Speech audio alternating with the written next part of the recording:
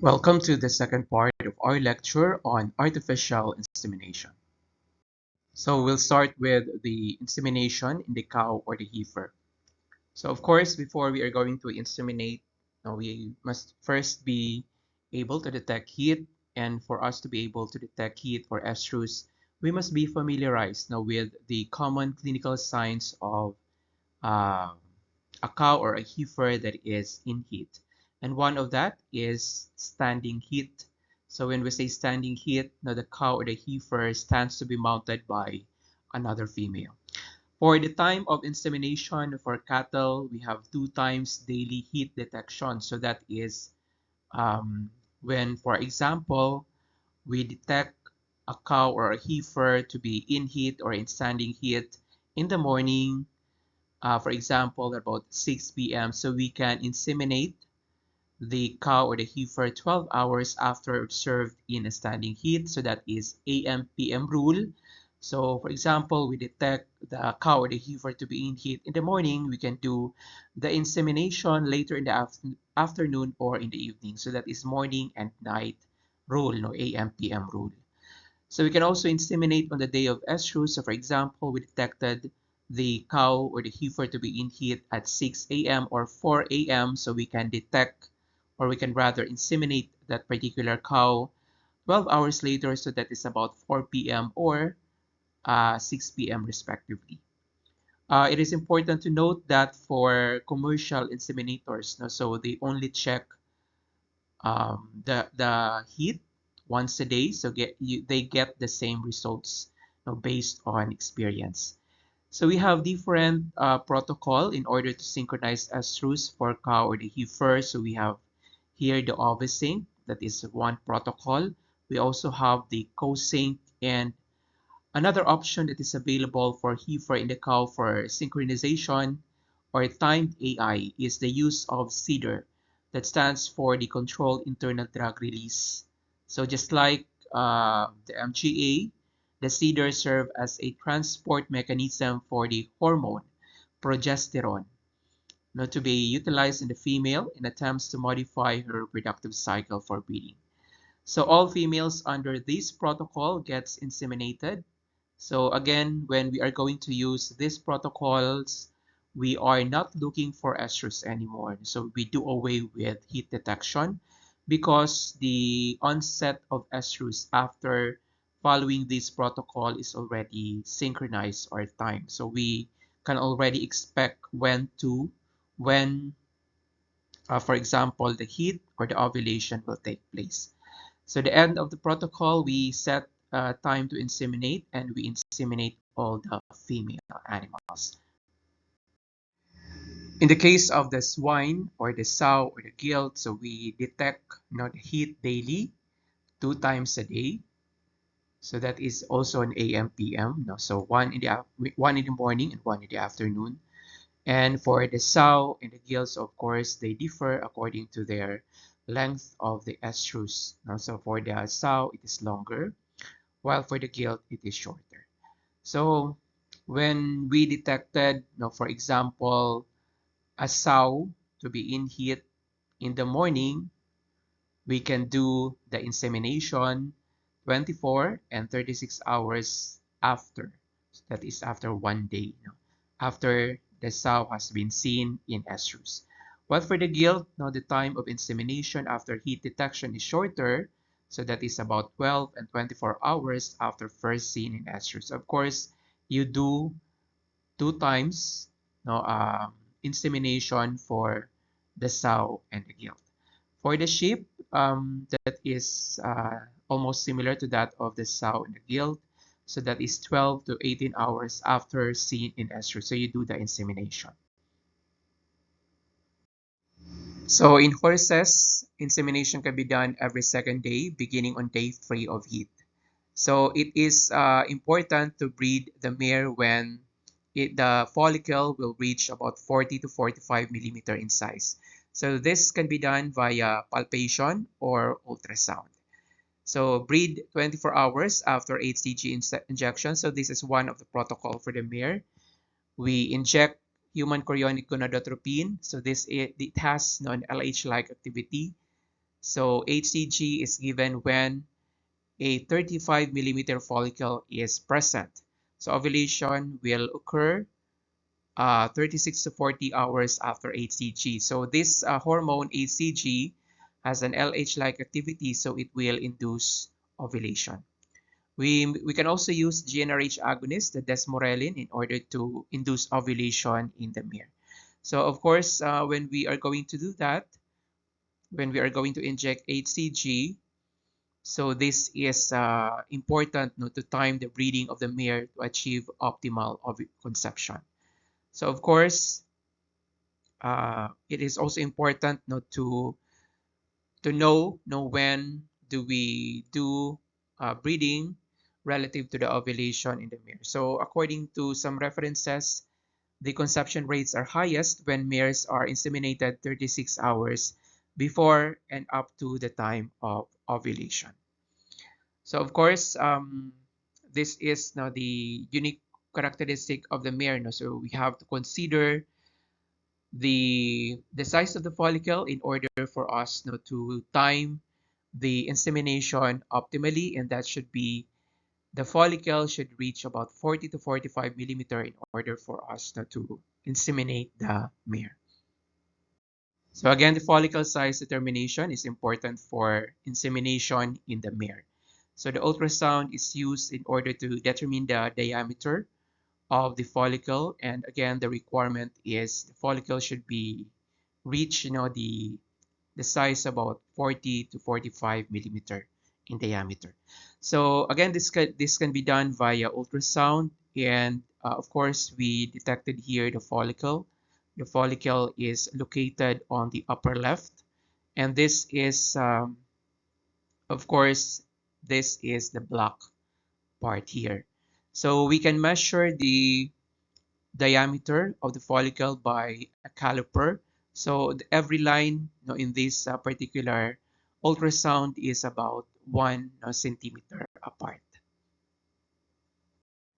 So when does ovulation take place in the female dog? So for female dogs, they ovulate around day 10 to 11 after they enter proestrus. So we can determine that this dog has entered proestrus by the bloody vaginal discharge, or that is about 1 to 2 days of estrus now in the dog.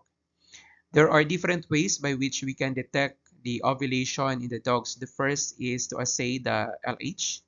So the peak LH value, and we are going to add 1 day of that. So that is the optimal time when ovulation will take place.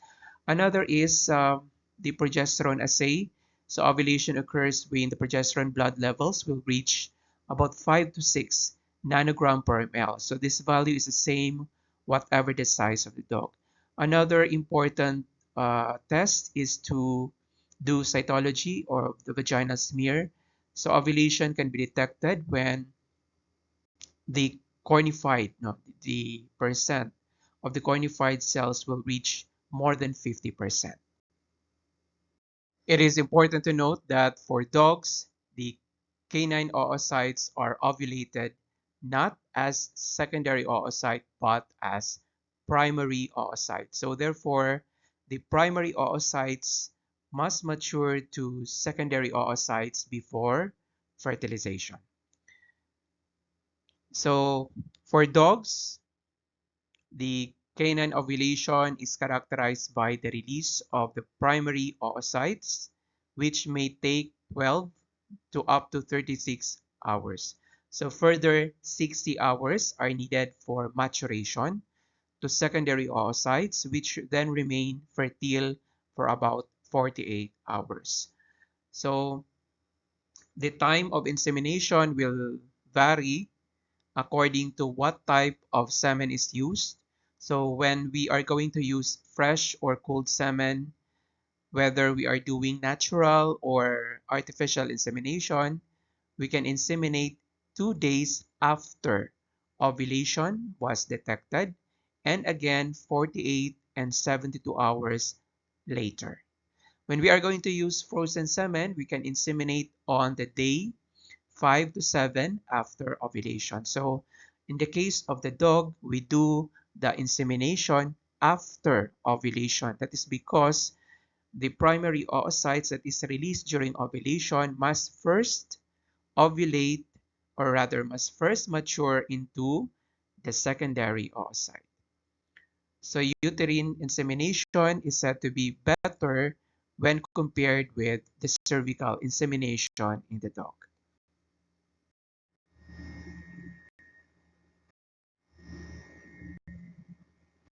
There are different methods of insemination in different species of animals. This includes the speculum method, the vaginal method, and the rectovaginal method. In cattle, the safe and the best method of insemination is the recto-vaginal method. So in the rectal vaginal approach of insemination in the cow, the hand is passed in the rectum. We palpate now the reproductive tract. We pass the AI catheter through the cervix.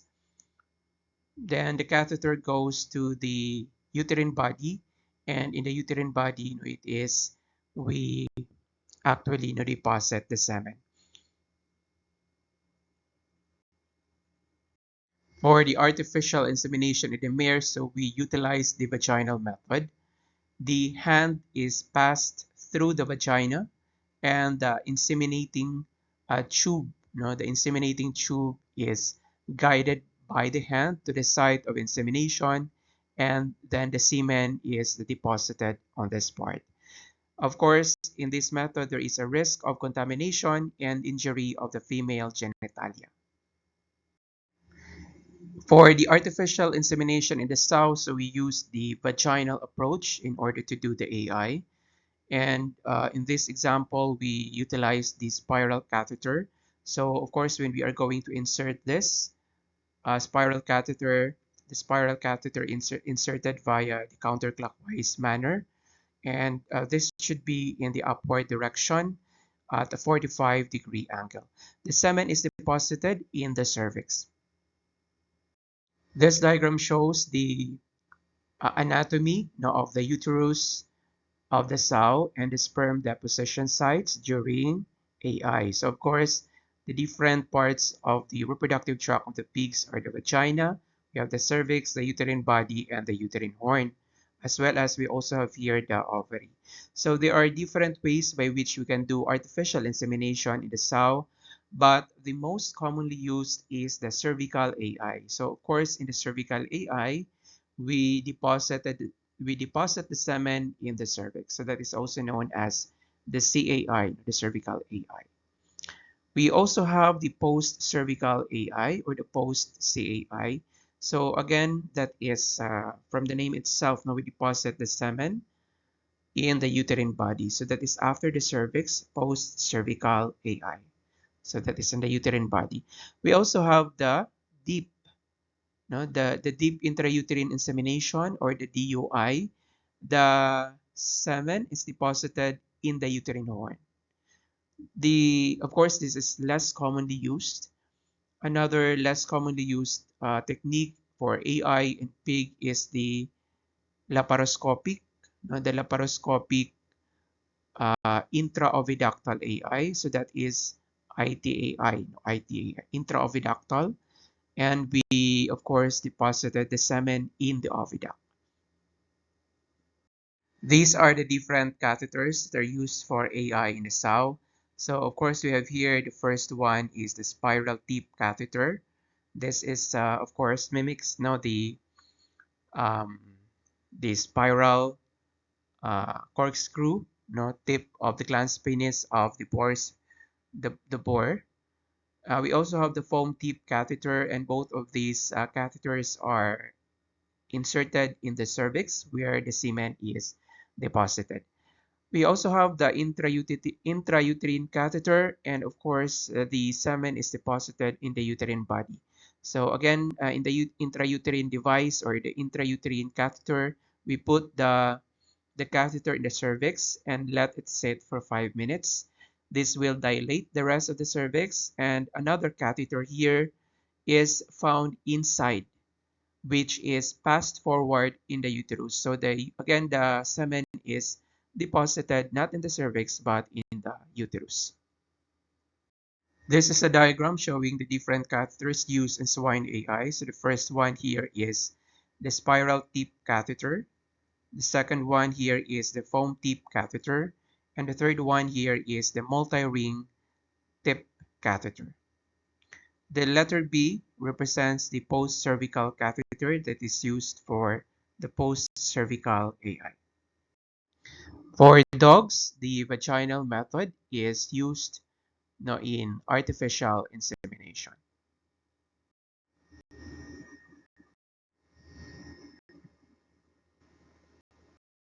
In the case of the equine, no, it is easy to inseminate but hard to get timing correct. No, this is because of the lengthy estrus duration. And of course, you need to time the AI, no, because you are going to consider the size of the follicle. For the pigs, it is easy to inseminate, and the female will only allow you to mate, no, during estrus. This is considered to be the best overall species. Of course, you inseminate and during the standing heat, no, of the sow or the kill. So these are the factors that will affect the conception rate now when we're going to do artificial insemination. The first one is the time of insemination. So for most domestic animals, we do the insemination before ovulation, but in the case of the dog, this is done after ovulation because we are going to consider the maturation of the primary oocyte to secondary oocyte.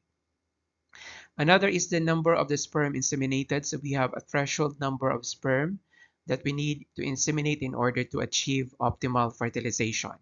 Another is the fertility of the males. We also have the skill of the inseminator in detecting estrus as well as in doing the artificial insemination. This is very important, especially for cattle. Another very important factor is the season of the semen collection. So the hot periods of the year are bad.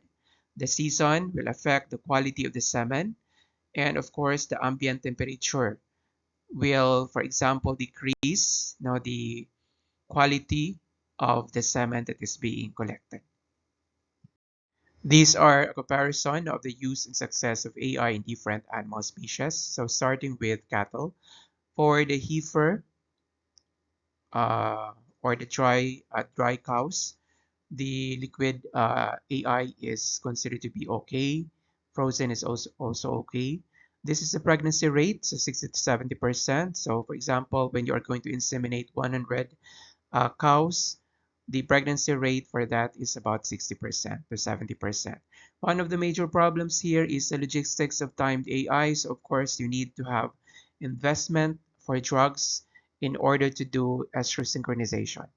For the lactating cows, so one of the problem is they do not show heat, no, so they are silent. There are silent heat, so that is also problem when doing AI. So it has a lower pregnancy rate compared to that of the heifer. For the beef cattle, so the liquid in the frozen semen is considered to be okay when doing AI. This is the projected pregnancy rate. And one of the major problem is the range area that is very large, so it is very difficult to do the time AI. And for estrus detection, logistics of time AI. For the sheep, this is the pregnancy rate, and the same with the beef cattle. So of course, one of the problem here is the large area wherein they are pastured and the low value of the U.